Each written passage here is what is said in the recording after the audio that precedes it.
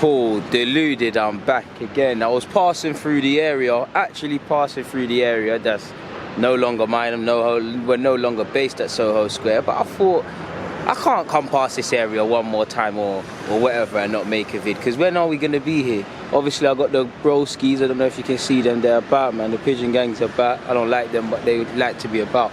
But some Arsenal news has been surfacing online. Some irrelevant stuff, really. Not really the biggest of headlines, but let's speak about them regardless. Now, according to David Ornstein, Hector Bellerin has been playing with a tear in his right groin, suffered in the progress of doing additional drills as Arsenal prepared for Newcastle. Bellerin's injury has hampered his performances and caused him difficulty in crossing the ball. I've also not got it to hand, but you've heard allegedly that apparently Luis Enrique, David Ornstein said, he's watching Bellerin closely if he can prove his fitness and form. Never know what could happen for him. Maybe with Carvajal on the decline, you never know what could happen. I think Bellerin's a long way away from that sort of stuff, but you never know. It's good to have ambitions, and yeah, man, we'll cheer our players on all the way, really. Also said that Bellerin's been doing a lot of additional stuff since he's come back from his injury, working to improve himself technically and bring himself back in peak condition. And obviously Bellerin, he's had a couple of good games since he's come back from his injury, but if we're honest, he's looked off the pace, his position has looked under threat. And as a fan, looking at face value, you thought it was a form thing. I mean, he's proved his fitness. He's not 100%, but he's proved his fitness. He's competing. He was dropped against West Ham. We all thought it was a form thing, and you're wondering why Maitland-Niles isn't there or Socrates isn't there. You thought it was a form thing. Now I'm of the belief is he resting Bellerin's legs? Like, Bellerin genuinely didn't start against West Ham because he's injured and whatnot. Yeah, he's got pains crossing and he's got problems crossing the ball and things. And I have to wonder, how fit are you then? Because yeah, he's had some decent move, man. We're not boys today. He's had some shaky performances, he's had some decent performances, but why are we putting him out there if he's nowhere near his top percentages, or if he's having problems crossing the ball? With the modern day and with Arsenal, we like to use our fullback, so you know, what is the point of putting him out there, really and truly? And I don't want to make it about Maitland-Niles, but it's even more cause for concern if a half-fit Bellerin, a Socrates and a Mustafi are all genuinely preferred options at the moment ahead of you at right back. Regardless of if it's an attitude thing, it does make me look at things differently. Obviously, we know Bellerin's not fully fit, but I've got a bit more sympathy for him if he's putting himself through the pain barrier and whatnot. And you have to wonder, is it a case of Bellerin needs saving for himself? Obviously, you want players to be out there, but if he's got problems crossing, if he's teared his hamstring as a result of extra work, who's been saving him from himself? And, you know, he's still young, and he might be a tiny bit naive in his rush to come back from injury. Who has saved him from himself and said, yo, listen, you're at risk of doing certain things? Or who, you know, has somebody said it's probably best that Bellerin doesn't play? Yes, we've been down to our bare bones, but if Bellerin isn't fit and able to cross a ball, I mean, I don't agree with playing Socrates or Mustafi at right back. And I know Maitland-Niles divides opinions, but if Bellerin's not 100% fit or isn't able to play without any real pain, obviously footballers all play on pain, but if he's able to play, but it's through a lot of pain, then is it really worth putting a man out there if you cannot perform? I've had sympathy for Bellerin. Obviously, I've got a bit more sympathy for him because he's not able to play. And for me, crossing the ball. So, and you do see it, being at the Emirates, you do see him try and stay out of getting involved in one-on-one duels out wide where he might have to open his legs and sprint for the ball and stuff. Kind of been staying a bit narrow. And you have to wonder, between our coaching staff and Arteta, I'm not bashing anyone, but is it wise to play him then? Because the fans are asking questions, because we don't know these things until they come out. You know, you got to think about morale. If Bellerin's not having the best of game, if he's training, doing extra training and things despite not being fully fit, and he's going on the field and it's not happening for him, that can have a negative psychological effect. Obviously, we need him to get fitness, so I'm not going to pretend to be a physio and these things, but it is a bit booky, people. On the injury stuff as well, people, I don't want to expand on it, but for those who remember Arthur Okonkwo, a young goalkeeper at our team, a lot of talent, travelled with the first team to Dubai.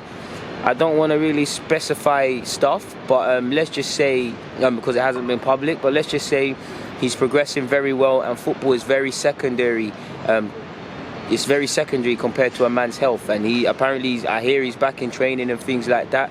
He has had some serious issues, and you know, for me, I won't expand, but I'll say glory to God.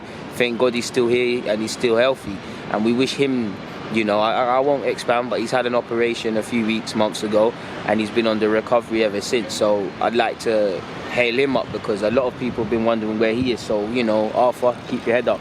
Also as well, sad news, a bit of willy won't he. 1 minute he's going to be injured, then it's better than feared. Lucas Torreira allegedly faces the prospect of being out for 8 to 10 weeks. Games. I was about to say 8 to 10 weeks. Obviously, as a result of the injury picked up against Portsmouth in the FA Cup, in which Torreira, obviously at the time, he wasn't really he was being kept out the side by Ceballos, so he needed to play it.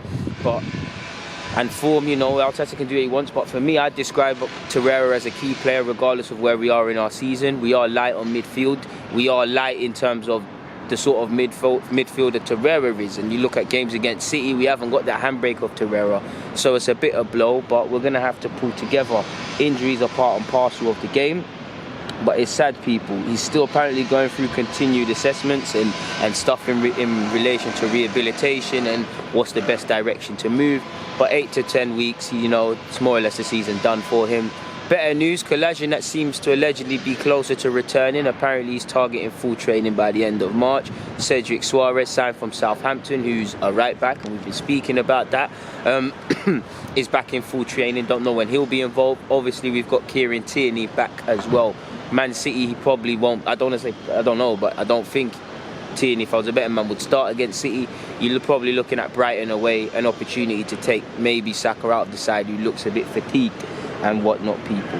Mustafi's being assessed ahead of Manchester City. He had a tight right thigh. He's played a lot of games, and he's been playing in good form. And arguably, you know, he should be the centre half who starts with Luiz, really and truly.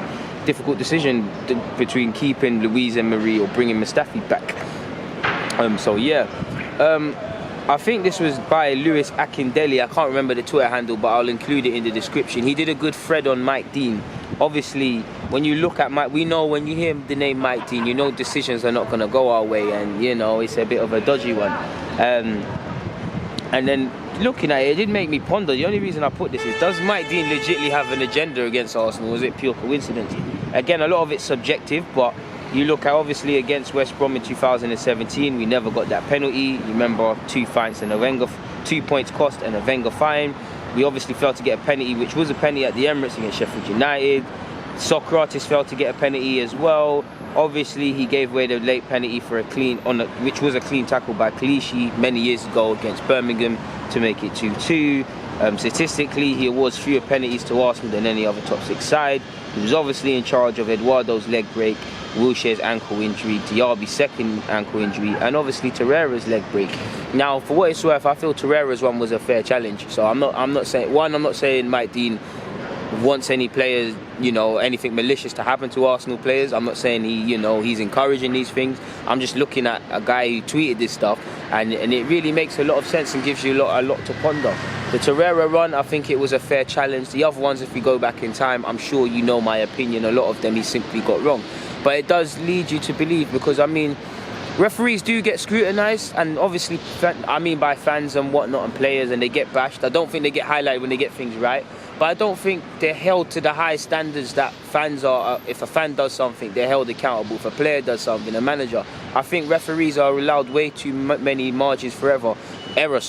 Whether that's the Europa, whether that's VAR, whether that's wrong stats, whether that's getting decisions wrong, whether it's actually fitness like you're seeing. You've seen some referees actually get demoted. I don't think we held them. I think referees take their profession seriously, but I just don't think in terms of performance analysis, we're really looking at these things. In the same way you look at a defender's clean sheets, can you look at Mike Dean? Does he have any potential biases or unconscious biases against Arsenal or any other team? I say that because as a scout in my early days trying to be a scout and getting my level 2, you're taught about conscious and non-conscious biases when looking at players. So maybe, it's Arsenal, they're a bit soft, they play for it, same old Arsenal, always cheating, players he might have as divers, and it just doesn't go for Arsenal. So you look at someone like Zaha, does he get decisions against him and rightly and wrongly go against him because of what people portray him to be? You never know, people, you get what I'm saying? It's a difficult one. Obviously we didn't get a clear pen on Theo Walcott. Never got a clear pen in 2017. Against Chelsea, if I didn't say. So yeah, we've been given some beaky decisions. We've been given some dodgy decisions have gone against us. But yeah, man, the main thing is Bellerin. Obviously, I I got more sympathy for Bellerin, because I always tell you lot, think about things that we don't always see, and I've been critical of Bellerin's performances. So with him putting himself through the pain barrier, I'm going to be critical, because at the end of the day, at some level, you've said you're cool to play, and the manager has played you, so you've put yourself in that dungeon, or that line of fire, better yet. But at the same time, you know, he's not. We always knew he wasn't going to be 100%. And to hear he's at least trying, whether it's gone about the right way or wrongly, he's tried to get himself fully fit in them thing there. I can't hate. So yeah, like I said, there wasn't much to speak about. But if you want more of your DG fix, check out the podcast and all the other descriptions. I mean, on all the other platforms, from Apple Podcast to Snapchat, Spotify, and all these things. My Snapchat and my Instagram and all them things are in the description. Make sure you check out all other YouTube comments. Make sure you're keeping an eye on the community tabs for when I ask you questions for my Q&A. Please like, share, and subscribe, and, you know, do the rest of that. For now, DG, I'm out. God bless.